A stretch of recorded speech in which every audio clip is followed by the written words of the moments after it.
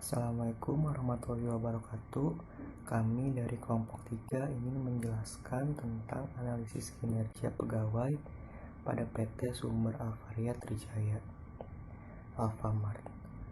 Pertama-tama saya akan memperkenalkan nama kelompok terlebih dahulu.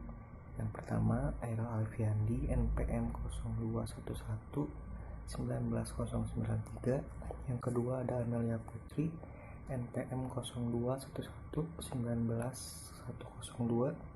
Yang ketiga ada Pratiwi Nur Absyahri, NPM 0211 19337. Dan yang terakhir ada Jasmine Dini Hari Syahlan, NPM 0211 19388. Profil perusahaan Alfamart. PT Sumber Alvaria Trijaya Tbk berbisnis dengan nama Alfamart.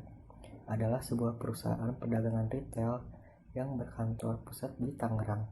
Untuk mendukung kegiatan bisnisnya hingga akhir tahun 2020, perusahaan ini memiliki 32 pusat distribusi dan 15.400 minimarket yang tersebar di seluruh Indonesia.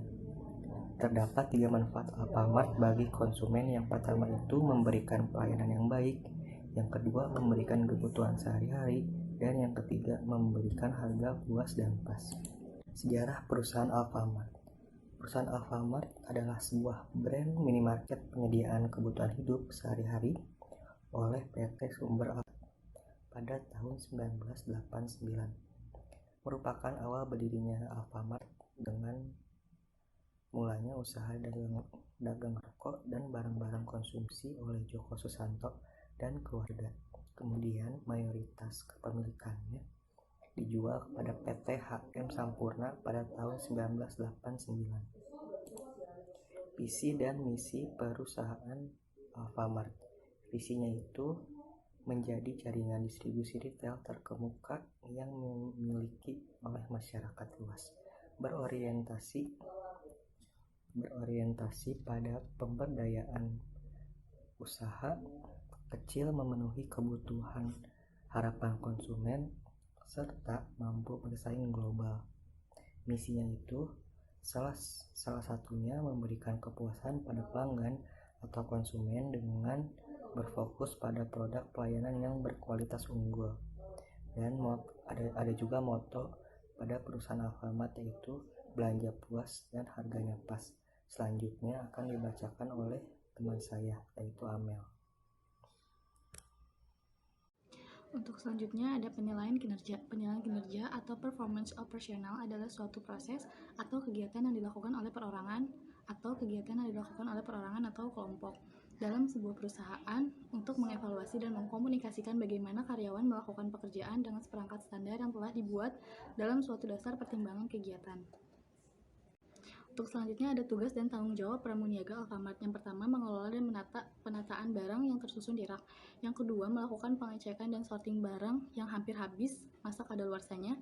Yang ketiga, menjaga kebersihan toko. Yang keempat, melakukan pengawasan para pengunjung dan pembeli untuk mencegah terjadinya pencurian. Tugas dan tanggung jawab kasir. Yang pertama, melayani pembeli yang ingin melakukan transaksi pembayaran. Yang kedua, menawarkan produk yang sedang promo. Yang ketiga, melakukan pengecekan keaslian uang yang diterima. Yang keempat, menjaga agar tidak ada selisih minus uang ketika pergantian shift. Selanjutnya akan dijelaskan oleh teman saya, Pratiwi. Baik, terima kasih Amel. Perkenalkan, saya Pratiwi Nur Absyahri dengan NPM 0211193337. Nah, di sini saya akan menjelaskan tugas dan tanggung jawab dari staf administrasi. Yang pertama itu ada mengelola uang dalam brankas, lalu menggantikan posisi kepala toko jika sedang tidak ada di tempat, lalu melakukan pengecekan suplai barang yang datang dari pusat, lalu mengelola laporan yang datang dari supplier, lalu bertanggung jawab atas pergantian shift, dan yang terakhir memastikan kalau promosi barang itu sudah berjalan. Nah, selanjutnya ada tugas dan tanggung jawab dari kepala toko. Yang pertama itu membangun teamwork yang solid dan kompak. Yang kedua, menjadikan penengah jika ada masalah sesama karyawan. Lalu yang ketiga, memastikan karyawan menjalankan tugas dan tanggung jawabnya masing-masing. Lalu memastikan penjualan toko sesuai dengan target yang sudah ditetapkan. Lalu menjaga performa toko agar bagus saat audit. Dan yang terakhir, menjadikan koordinir dengan lingkungan. Baik, di slide selanjutnya ini ada penilaian pada PT Sumber Alvaria Trijaya Tbk, lembar penilaian pramuniaga dan kasir. Nah, yang pertama ini saya akan menjelaskan dari form penilaian pramuniaga terlebih dahulu. Di sini terdapat 3 aspek penilaian dari form penilaian pramuniaga. Nah, aspek pertama itu aspek penilaian teknis, terdiri dari 6 poin. Nah, poin yang pertama ada efektivitas dan efisien kerja, lalu yang kedua mampu memberikan pelayanan yang baik kepada konsumen atau calon konsumen melebihi standar minimal, lalu yang ketiga ada mengampun menunjukkan keinginan untuk menggali dan mengidentifikasi kebutuhan konsumen atau calon konsumen, lalu yang keempat mampu menunjukkan kesungguhan dalam menggapai pertanyaan atau permintaan konsumen, lalu yang kelima mampu memberikan tanggapan yang relevan dan mudah dimengerti atas permintaan konsumen maupun calon konsumen. Nah, yang poin terakhir, mampu berusaha memenuhi target kerja pada yang telah ditetapkan oleh divisi. Nah, lalu ada form nilai mutu, bobot nilai, dan kualitas. Nah, di sini nilai mutu A berbobot nilai 249 sampai dengan 300, yaitu kualitasnya sangat baik. Nah, selanjutnya di sini terdiri dari nilai mutu, bobot, dan kualitas. Nilai mutu A berbobot nilai 240 sampai dengan 300 dengan kualitas sangat baik. Nilai mutu B dengan bobot nilai 165 sampai dengan 239 dengan kualitas baik. Nilai mutu C dengan bobot nilai 76 sampai dengan 164, kualitasnya cukup. Lalu yang terakhir nilai mutu D dengan bobot nilai 0 sampai dengan 75 dengan kualitas yang buruk. Nah, terus di sini juga ada 3 catatan. Nah, terdiri dari 3 catatan ini, yang pertama itu ada prestasi yang perlu dicatat, lalu yang kedua ada indisipliner yang perlu dicatat, dan yang terakhir ada saran dan perbaikan. Nah, selanjutnya saya akan menjelaskan, Selanjutnya di sini ada form penilaian kasir. Nah, form penilaian kasir ini tidak jauh beda dari form penilaian pramuniaga yang tadi saya jelaskan.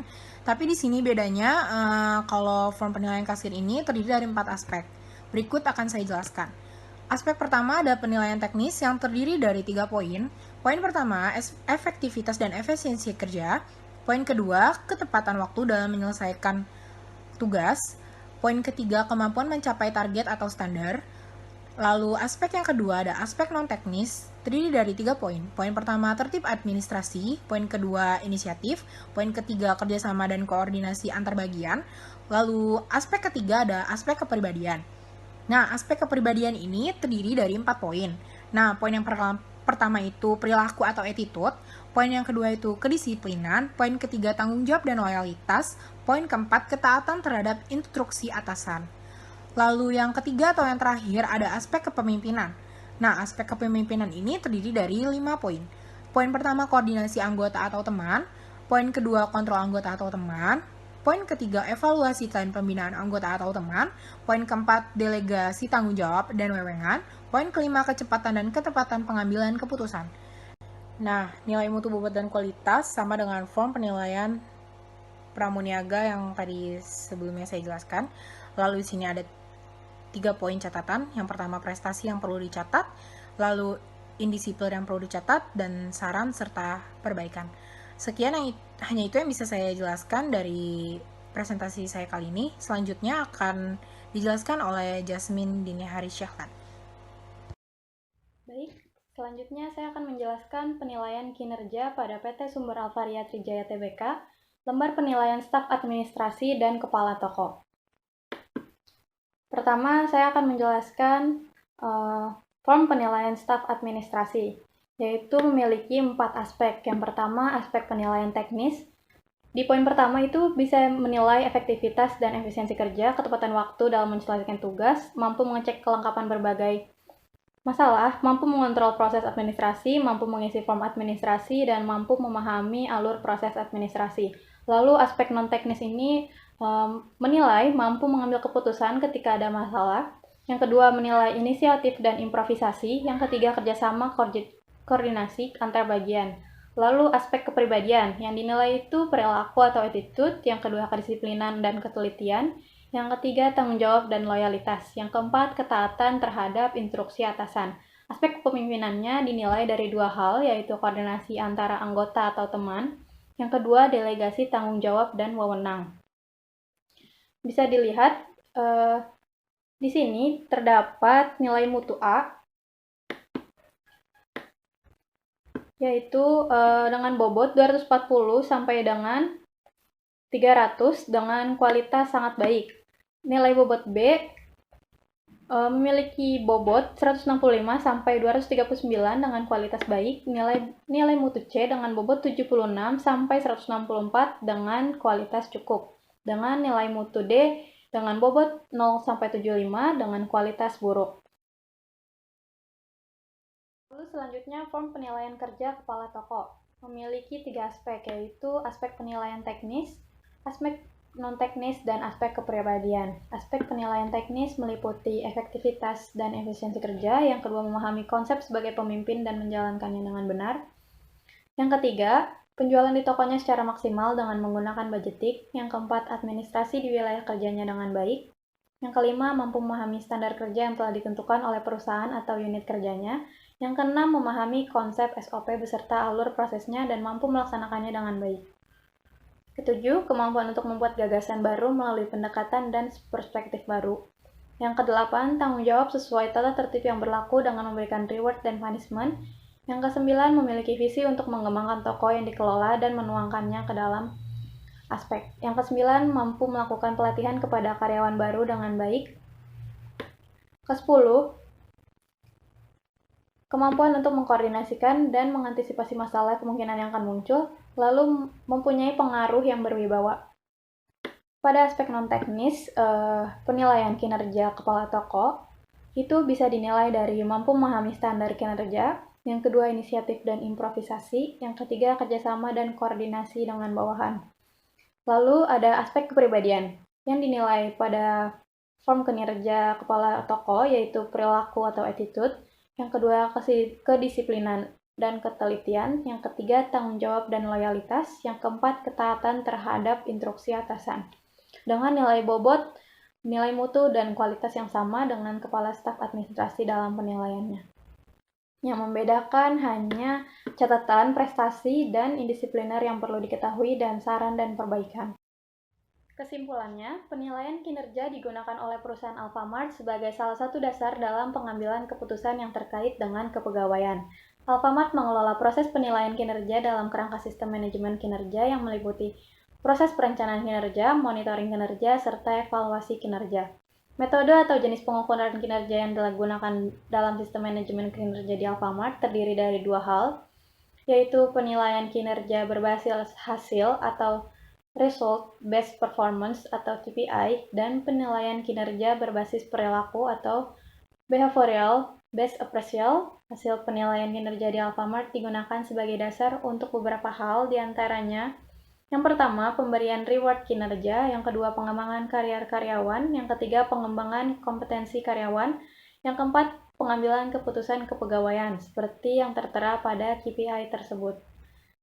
Baik, itu saja yang dapat disampaikan dari kelompok kami. Sekian, terima kasih. Mohon maaf apabila ada kesalahan. Wassalamualaikum warahmatullahi wabarakatuh.